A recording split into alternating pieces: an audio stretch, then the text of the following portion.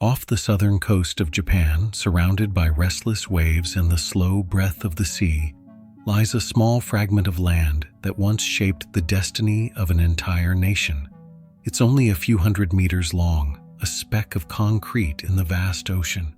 But for decades, this tiny island carried the weight of Japan's rise into the modern age. From above, it looks like a battleship drifting through the water. Up close, it's a city of ruins, narrow alleys, hollow windows, staircases that lead to nowhere. Everything here has been left to the wind, the salt, and the memory of what once was.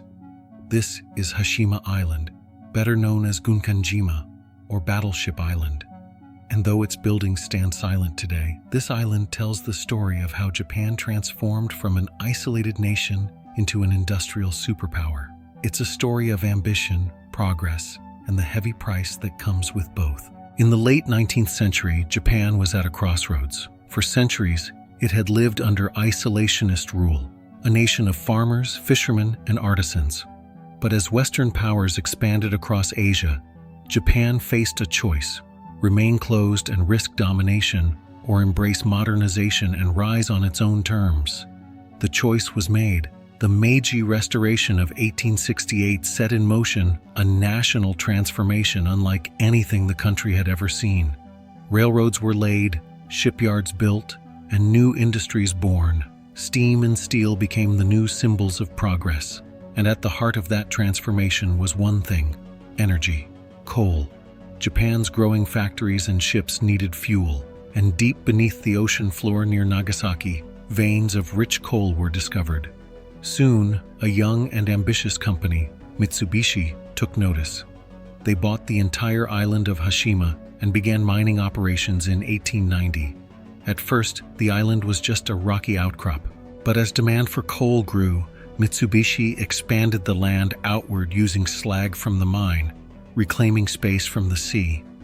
They built seawalls to protect it from storms, and layer by layer, the island grew, a man-made fortress of concrete. What began as a mine would soon become a city. By the early 1900s, the island was booming, coal production was surging, and so was Japan's confidence. Each ton of coal dug from Hashima didn't just power ships or factories, it powered a dream of becoming a world power. The island's workers lived in compact concrete buildings, Japan's first high-rise apartments, built decades before similar designs appeared elsewhere. There were schools, bathhouses, shops, even a movie theater, and a rooftop garden. Food and fresh water came from the mainland, ferried in daily. There was no farmland here, no open space. Every square meter was dedicated to production and survival.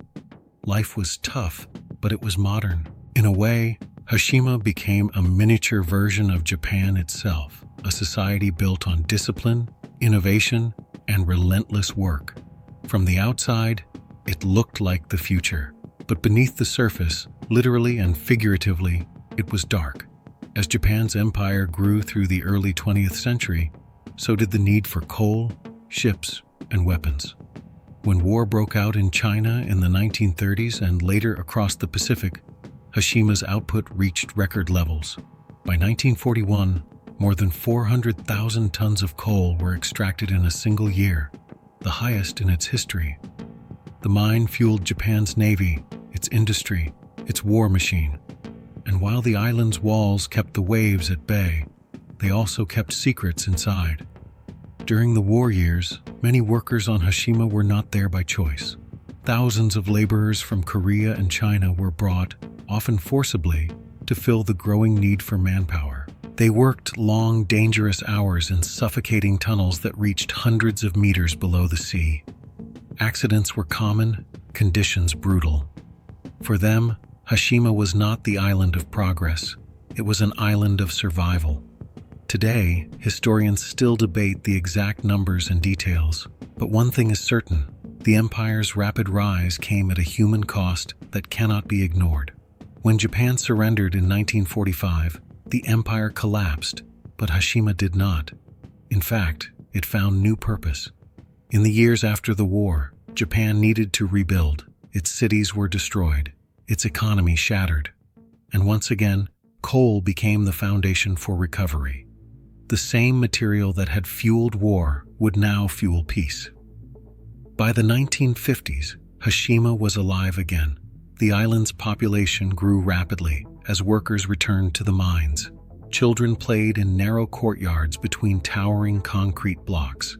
Families watched films in the theater, men gambled in pachinko halls, and lights shone through the night. At its peak in 1959, more than 5,000 people lived on this tiny island, making it one of the most densely populated places on Earth. Every window had a story. Every stairway led to a home. It was a city floating on the sea, a symbol of Japan's rebirth. For many Japanese, this period represented something deeper than economic recovery. It was proof that a nation could rebuild itself from ashes, that technology and determination could overcome any past. And in that sense, Hashima truly became the island that built Japan. But no empire, no economy, no island can grow forever. By the 1960s, a new energy source was taking over the world: oil. Cheaper, cleaner, easier to transport. Coal was no longer the heart of progress. And for Hashima, that change was fatal. As demand dropped, Mitsubishi began to scale down operations. The once busy ferry to the mainland grew emptier. Schools closed, families packed their belongings and left. In January 1974, Mitsubishi officially announced that the mine would be shut down. 3 months later, the last residents boarded the final boat and sailed away. For the first time in nearly a century, the island was silent. The sea took back the air with its salt and wind. The windows cracked. The walls began to crumble. Hashima became a ghost, a monument to a vanished age. For decades, Hashima was sealed off, forbidden to visitors. It belonged to Mitsubishi, but no one went there. Nature slowly began its work, peeling away concrete, rusting metal, breaking glass. But even in decay, the island drew attention. Adventurers, photographers, filmmakers, all were drawn by its haunting beauty. It appeared in movies, documentaries, and even video games, symbolizing the strange allure of abandoned places. And eventually, Japan decided to open it to the world again. In 2009, tourists were allowed to visit the island for the first time in over 30 years. A new dock was built with safe walkways for guided tours. Visitors could now walk where miners once labored, though only along specific routes, as the rest of the island was too unstable. For Japan, this reopening wasn't just about tourism. It was about acknowledging a complex legacy, one of progress and pain, triumph and tragedy. When Japan later proposed Hashima as a UNESCO World Heritage Site, controversy followed. Korea and China objected, citing the island's history of forced labor. Japan eventually agreed to include references to that past in museum exhibits. But debate still continues today. Even now, the question remains: what should this island represent? Is it a monument to industrial brilliance, or a reminder of the suffering that came with it? Perhaps it is both. Today, the sea still crashes against Hashima's walls. The island is fragile. Parts of it have collapsed, others are fenced off. Yet it endures, like a scar that refuses to fade. When we look at Hashima, we see more than a ruin. We see the shape of modern Japan, its ambition, its innovation, its contradictions. This was a place where human ingenuity conquered the ocean, where concrete replaced soil, where thousands lived stacked above one another in pursuit of progress. A city without nature, yet full of life. And now, nature is slowly taking it back. Plants grow through cracks in the concrete. Waves echo through empty corridors. What once symbolized industrial power now stands as a reminder that everything built by human hands is temporary. Standing on Hashima today, it's easy to imagine the sounds that once filled the air. The whistle of the morning shift, the clang of metal carts, the laughter of children echoing between walls, all gone now, replaced by the rhythmic crash of waves. But the story of Hashima is not just about what was lost, it's about what it gave to Japan and to the world.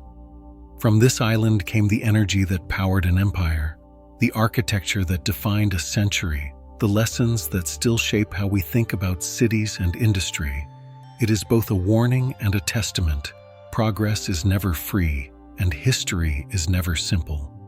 When we speak of the Japanese miracle, of how a nation rebuilt itself after war, we must also remember places like this. Because the story of Japan did not begin in Tokyo's neon towers or Osaka's factories.